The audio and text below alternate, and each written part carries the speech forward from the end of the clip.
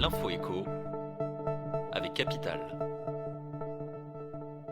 L'info pratique, Capital, impôt sur le revenu, taxe d'habitation, hausse des tarifs des péages, baisse de la redevance télé. Capital.fr fait le point sur 15 nouveautés qui vont impacter votre portefeuille l'année prochaine. Bonne nouvelle pour commencer, au 1er janvier, 17 millions de foyers fiscaux vont constater une diminution dans le montant de leur impôt sur le revenu. À la clé, entre 250 et 350 euros de gagnés. Par contre, attendez-vous à une mauvaise nouvelle si vous possédez un contrat d'assurance vie souscrit avant le 1er janvier 1983. Les plus-values issues des futurs versements seront désormais taxées à hauteur de 24,7%, alors que les gains étaient jusqu'ici exonérés d'impôts. Le chiffre du jour, 135 euros. Acheter des cigarettes à la sauvette pourrait désormais vous coûter très cher. Afin de mieux lutter contre ce trafic, un décret publié le 20 décembre prévoit en effet une amende de 135 euros contre cette pratique.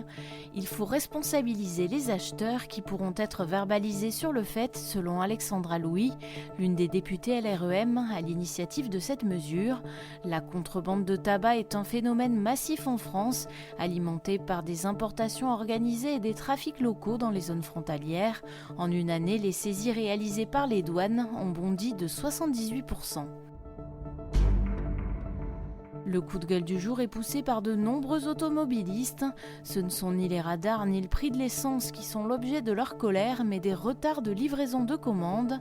Des centaines d'acheteurs français de voitures électriques Kia pourraient ainsi ne pas les recevoir avant le 1er janvier 2020.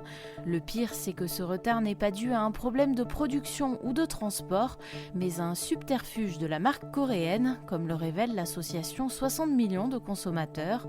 Selon le magazine, Kia retarderait des livraisons de modèles électriques pour respecter ses engagements sur les émissions de CO2.